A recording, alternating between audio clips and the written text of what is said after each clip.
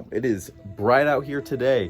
What is up, everybody? Hope everybody's having a wonderful day so far. My name is Austin Thompson and welcome to my channel. Here I am doing just kind of whatever, a bunch of random stuff, but today it is going to be about my build for my 2014 V6 S197 Mustang. It's going to be pretty sweet. Today I am going to be installing a very cheap intake on my car. I think it was $54 off of eBay. Here's a screenshot of the one that I got, and it is going on right now. I actually was out and about taking care of some errands, and technically I'm working right now, but I got a notification that it shipped to my door, and first off, don't want anybody taking packages from my door because that actually happens. So I'm going to put this intake on because I mean it doesn't take that long to take the airbox out.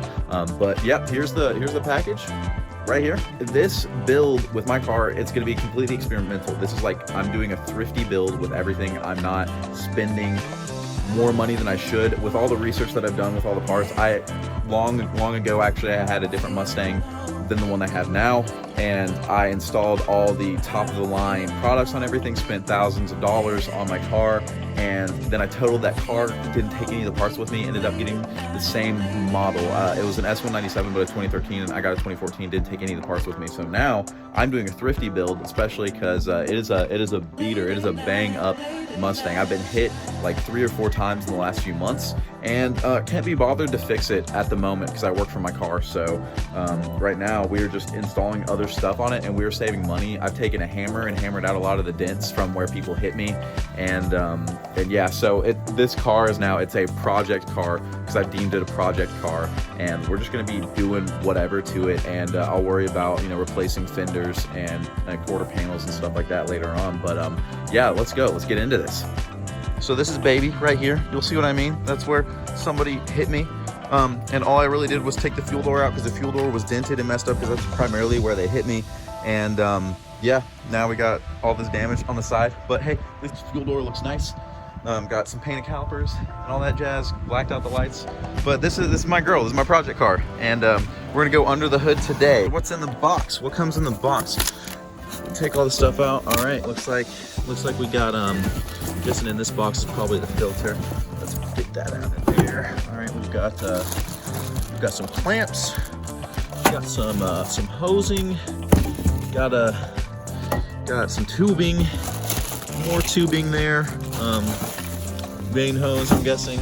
Let's see what this filter looks like. I think what I'm gonna do with this filter is I'll probably go to an auto parts store and get a nicer filter, maybe like a K&N filter or oh, it's bigger than I thought it was going to be, actually. You know, I might go get a Spectre filter or a K&N filter just because I wanted a little bit bigger filter, but this one's actually kind of nice. It's pretty wide, but I know like the quality of the filter has a lot to do with the air coming through, so that's why I think I might stay thrifty with the intake and the system itself, but then probably go replace the filter. But all right, let's start taking the stuff off this engine. By the way, I don't know, this is just a personal opinion, and yeah, I'm a little biased, but doesn't the Cyclone engine just look really pretty? I mean, like, look at it, it's so nice.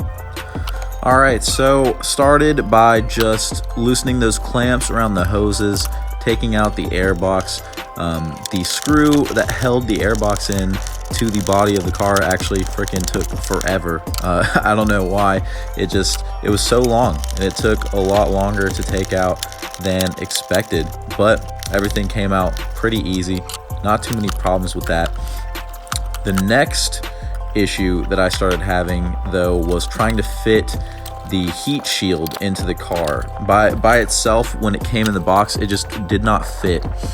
For whatever reason, I tried finagling it around everything, and then I even tried removing that little tunnel that funnels the wind into the airbox and into the area where even if you had a cold air intake already on the car, where the air would be going.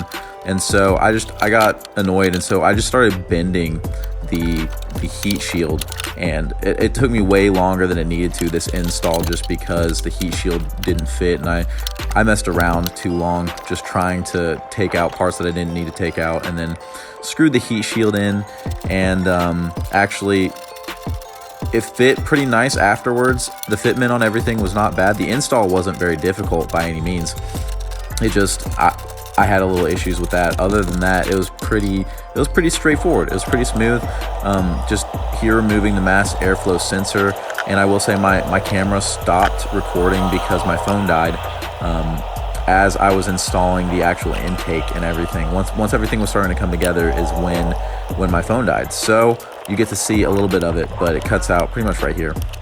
Apologies, my bad. My phone actually died while I was installing the kit, but looky there, we're done. It is on the car. It is good to go. It was a little more difficult than anticipated. It wasn't hard by any means. I just had to force some things to fit. I had to end up bending the heat shield right here. I had to bend that a little bit. I had to make sure everything fit together since it's in multiple pieces. This is literally 1, 2, 3, I guess 3 pieces total. And it was, I mean, it's an eBay kit, so what do you expect? I didn't expect it to be super well done, but at the same time, like, I mean, for an intake, for something just to put on your car, I did it more for the sound than I did anything. And I know that your power gains are pretty minimal, but it also looks pretty good under the hood. It looks a lot better than the original stock airbox, and I think I'm still gonna get rid of this filter, still gonna replace it with a K&N or a Spectre filter, but for the most part it looks pretty nice. And you know what, I'm going to check out the sound, so let's see how this thing sounds. All right, let's get this stuff out of the way.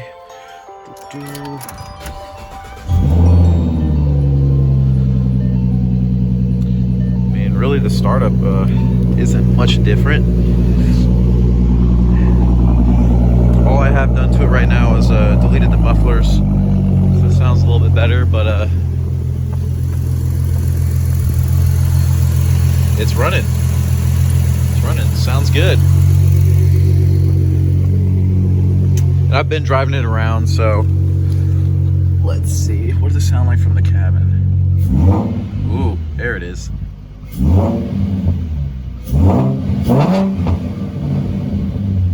You can hear it. If we close the door, but you can hear it even better. Who knows? Either way, that is it, guys. That is all for this video. Like, subscribe if you want to. I might do more of these. This is literally just going to be a random build with this car. And of course, my phone died in the middle of recording the end of that video. So just wanted to say, stay tuned for more, and peace out.